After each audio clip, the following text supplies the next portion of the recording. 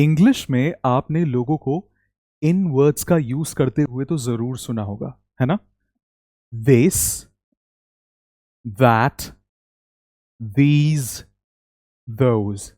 जब आप इन वर्ड्स को इंग्लिश में यूज करते हो तो आप बहुत ज्यादा नेचुरली फ्लुएंट साउंड करते हो और ऐसा लगता है आपकी इंग्लिश तो वाह भाई बहुत ही अच्छी है। आज के लेसन में हम इन्हीं वर्ड्स को मास्टर करने वाले हैं और इन्हीं वर्ड्स के जरिए हम सीखेंगे कि फ्लुएंटली इंग्लिश में कैसे बात करी जाती है और ऐसा कॉन्फिडेंटली कैसे फील करा जाता है। तो चलिए शुरुआत करते हैं आज का लेसन। मेरा नाम है क्रिश और मैं हूं आपका स्पोकन इंग्लिश ट्रेनर एंड ये है इंग्लिश स्पीकिंग प्रैक्टिस। अगर आप इस चैनल पर नए हैं, मेक श्योर कि आप सब्सक्राइब करें जिससे आने वाले ऐसे इंपॉर्टेंट लेसन्स आप बिल्कुल भी ना मिस करें। तो चलिए शुरुआत करते हैं। सबसे पहले इनकी प्रोनाउंसिएशन समझेंगे, तो मेरे पीछे रिपीट कीजिए। दिस, दैट,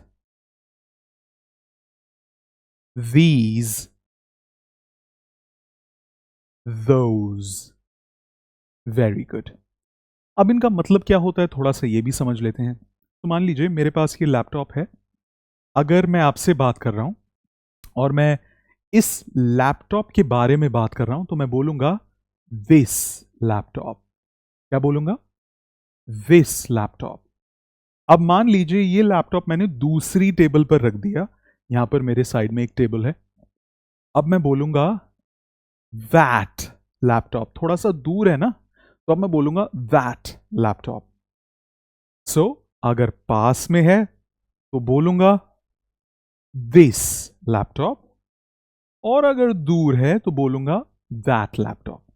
बेसिकली जब हम किसी चीज, ऑब्जेक्ट या इंसान की तरफ इशारा करके बात करते हैं कि मैं इनकी बात कर रहा हूं या उसकी बात कर रहा हूं, तब हम यूज करते हैं दिस एंड दैट। इतना समझ में आया?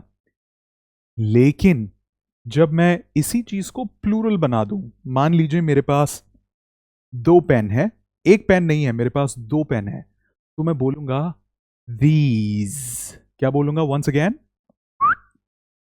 मैं बोलूंगा these, क्योंकि एक से ज्यादा है, प्लूरल है these pens और ये मेरे पास में है। लेकिन अगर मैं इसी को दूर रख दूं, मैं आपसे बात कर रहा हूं, तो मैं बोलूंगा those pens। तो अगर कोई चीज पास में होती है उसके लिए हम दिस एंड दैट, दिस का यूज करते हैं, दिस एंड दीज। अगर वही चीज दूर होती है तो उसके लिए हम यूज करते हैं दैट एंड दोज। और आज का लेसन इसी बारे में है। थोड़ी सी इंग्लिश स्पीकिंग प्रैक्टिस करते हैं, ठीक है? क्योंकि हमारे इंग्लिश चैनल पर हम किस चीज के लिए थोड़ा हटकर इंग्लिश सीखते हैं, क्योंकि हम इंग्लिश स्पीकिंग प्रैक्टिस एक साथ करते हैं। तो चालू करते हैं। मैं एक सेंटेंस बोलूंगा, आपको वही सेंटेंस मेरे पीछे रिपीट करना है। यहां पर आप एक चाबी देख सकते हैं, तो इसी के लिए हम बोलेंगे it. It is one object. तो मेरे पीछे रिपीट कीजिए, व्हाट्स दिस। ये पास में है और एक चाबी है, तो व्हाट्स, इसके लिए हम यूज करेंगे दिस। What's this. अब मेरे पीछे रिपीट कीजिए, इट्स अ की।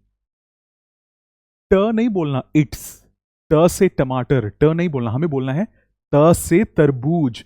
तो मेरे पीछे रिपीट कीजिए, इट्स अ की।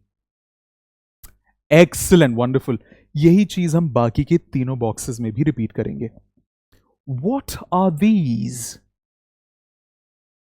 अब यहां पर देखो, एक से ज्यादा चाबी हो गई तो दिस चेंज हो गया दीज में, है ना? They are keys. Very good. अब हम क्या करने वाले हैं ना, मैं आपसे क्वेश्चन पूछूंगा और आपको आंसर देना है, ठीक है? What's that. Well done. What's those. Excellent. One more time, मेरे पीछे रिपीट कीजिए। अब क्वेश्चन भी आपको रिपीट करना है। What's that. It's a cat. पास में, ये थोड़ा सा दूर है, मान लीजिए थोड़ा सा दूर है, तो हम बोल रहे हैं व्हाट्स दैट। लेकिन एक से ज्यादा बिल्ली हो गई और दूर है तो हम बोलेंगे व्हाट्स those। रिपीट कीजिए, what's those। They are cats। The cats। Very good. English speaking practice बहुत ज़रूरी है। हम कॉन्सेप्ट तो समझ जाते हैं, लेकिन कई बार हम उस कॉन्सेप्ट को प्रैक्टिस नहीं कर पाते। तो ज़रूरी है उस कॉन्सेप्ट को लिसनिंग एंड स्पीकिंग प्रैक्टिस देना। ऑब्जर्वेशन तो हम बहुत अच्छी करते हैं, लेकिन इंग्लिश स्पीकिंग प्रैक्टिस बहुत ज़रूरी है, जो चीज़ हम अभी कर रहे हैं। चलो ठीक है, हमने इंग्लिश स्पीकिंग प्रैक्टिस तो थोड़ी सी समझी। अब समझने की जरूरत है हम कब ये चीज यूज करते हैं। दिस एंड दीज हम तब यूज करते हैं जब कोई चीज हमारे पास हो। इसका मतलब हुआ नियर। कोई भी चीज हमारे पास है, for example this remote, this shirt, this mic, this pen, this screen, this laptop, this table, this crèche, this room। oh my god, मैंने कितने सारे एग्जाम्पल्स बता दिए। इसी तरीके से आपको 5 एग्जाम्पल्स मुझे चैट बॉक्स में देने हैं।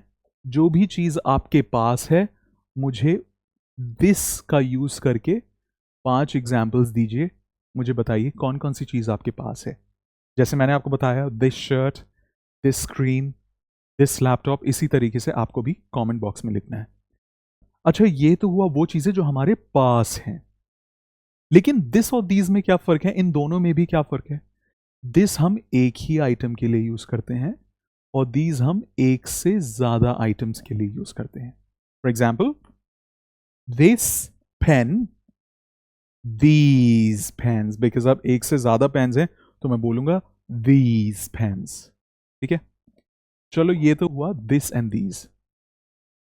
लेकिन हम यूज करते हैं दैट एंड दोज जब भी कोई चीज हमारे पास नहीं होती। सो aren't near you, that means वो हमारे पास नहीं है, थोड़ा सा दूर है। अब इसका मतलब ये नहीं 1 किलोमीटर दूर है, बस आपके पास नहीं है। चाहे थोड़ा सा भी दूर रखा हो, उससे हमें मतलब नहीं है, बस आपके इमीडिएटली पास नहीं है, जिससे आप हाथ लेकर उसे ग्रैब कर सकें, उसे छू सकें, पकड़ सकें, ले सकें। ठीक है, अब इसका एक एग्जाम्पल हुआ। इसके भी आपको मुझे 5 एग्जाम्पल्स देने हैं कमेंट्स में, लेकिन इसका भी एक छोटा सा एग्जाम्पल सीख लेते हैं। क्या बोलेंगे? So for example, these pens. इस रूम में बहुत ज्यादा लाइट्स लगी हुई हैं इस वक्त, तो मैं बोल सकता हूं दीज लाइट्स। यहां पर 2 सोफाज भी हैं, तो मैं बोल सकता हूं दीज सोफाज। 2 टेबल्स भी हैं, तो मैं बोल सकता हूं दीज टेबल्स। अब मेरे पास 2 मग्स भी हैं यहां पर, तो मैं बोल सकता हूं, ऑल्दो एक मग है, एक ग्लास है, लेकिन मैं बोल सकता हूं दीज ग्लासेस। अगर मैं इसी चीज को थोड़ा सा दूर रख दूं तो मैं बोलूंगा those glasses। कितना समझ में आया?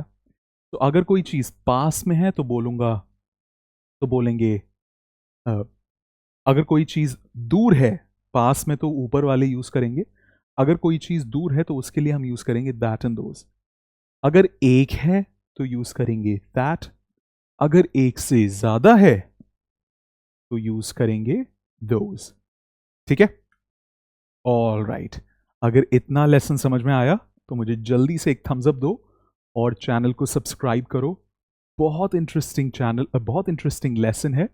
इसके ज़रिए हम इंग्लिश स्पीकिंग प्रैक्टिस करना रोज़ाना सीखेंगे, और ये बहुत ज़रूरी है, हमें रोज़ छोटी छोटी चीज़ें प्रैक्टिस करना। तो हमें ध्यान रखना है, this and that single items के लिए यूज होता है, these and those plural item के लिए यूज होता है, और टुगेदर हम इन सब का इस्तेमाल करते हैं। कुछ एग्जाम्पल्स देख लेते हैं। This is my brother, Who are those girls over there? So this हम इस्तेमाल करते हैं लोगों को इंट्रोड्यूस करने के लिए, पीपल के लिए। माई ब्रदर एक इंसान है, सो मैं बोलूंगा this is my brother. And those को भी हम लोगों को रेफर करने के लिए यूज करते हैं। So basically this and those दोनों का यूज हम लोगों को इंट्रोड्यूस करने के लिए भी करते हैं। अच्छा, यहां पर एक इंपॉर्टेंट एग्जाम्पल देखते हैं।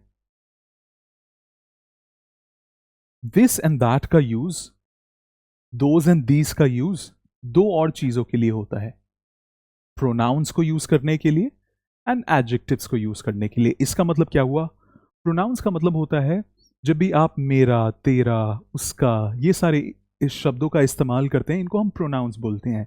माई, your, theirs, hers, his, etc. इनको हम प्रोनाउंस बोलते हैं।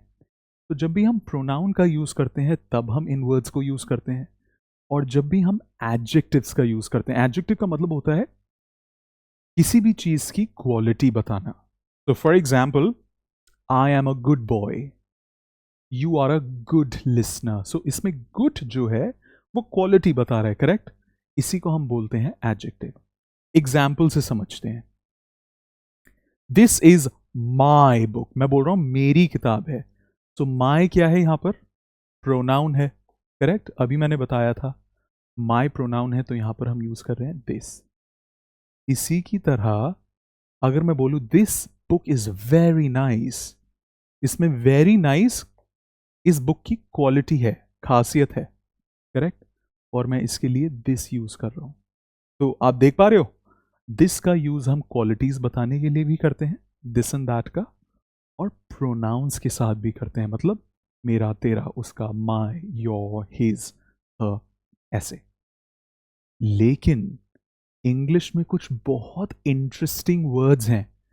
क्या आपने लोगों को ये वर्ड्स बोलते हुए कभी सुना है? Here, there, over there. मेरे पीछे रिपीट कीजिए, हियर, देयर, ओवर देयर। दरअसल जब भी कोई चीज हमारे पास होती है तब हम बोलते हैं हियर। थोड़ी सी दूर होती है तब हम बोलते हैं देयर। लेकिन अगर कुछ ज्यादा ही दूर है तब हम बोलते हैं ओवर देयर। बहुत इंटरेस्टिंग चीज। पास में है तो बोलेंगे हियर, थोड़ा सा दूर है तो बोलेंगे देयर, और अगर कुछ ज्यादा ही दूर है तो बोलेंगे ओवर देयर। ठीक है, चलो, वंडरफुल, वेरी नाइस।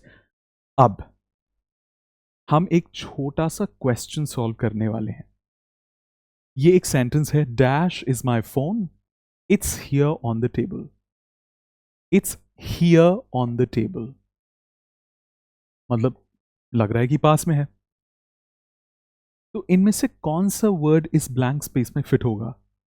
मुझे जल्दी से बताइए। क्या हम बोलेंगे दैट, दीज, दिस और दोज? इसका सही आंसर क्या है मुझे कमेंट्स में बताइए। और इसके साथ एक और चीज कमेंट्स में बताइए कि आज के लेसन में आपने क्या सीखा। तो इस सेंटेंस को कंप्लीट कीजिए। Now I know this, that, those, these, इसका सही यूज या फिर जो भी आपको पसंद आया हो, जो भी आज के लेसन में आपने सीखा हो। ये एक एक्टिविटी है जो हम हर लेसन में कंप्लीट करते हैं। इसका एक ही पर्पस है कि हम रिफ्लेक्ट कर पाएं, सोचें और उसे लिखें कि मैंने सीखा तो सीखा क्या। ऑलराइट, ग्रामर की बिल्कुल भी चिंता मत कीजिए। गलत ग्रामर है, वंडरफुल, नो प्रॉब्लम। अगले 3 महीने में, 3 से 4 महीने में आपकी ग्रामर परफेक्ट हो सकती है अगर आप मेरे साथ जुड़े रहें तो। ऑलराइट, इस लेसन के साथ मैंने एक और लेसन बनाया है जिसमें हम ही, शी, इट का सही यूज समझ रहे हैं। तो इस लेसन को भी जरूर देखिए जिससे आप समझ पाए इन बेसिक वर्ड्स को हम इंग्लिश में कैसे यूज करते हैं जिससे हमारी फ्लुएंसी बहुत अच्छी हो सके। और इसी के साथ थैंक यू सो मच इस लेसन का मेरे साथ हिस्सा बनने के लिए। मैं उम्मीद करता हूं आज के लेसन में आपने कुछ नया सीखा होगा, कुछ नई चीज ऐसी सीखी होगी जो आप अपनी डेली लाइफ में यूज कर सकेंगे। गॉड ब्लेस, टेक केयर, अपना ध्यान रखिए, एंड मैं आपसे मिलूंगा एक अगले लेसन में। तब तक के लिए चाओ चाओ।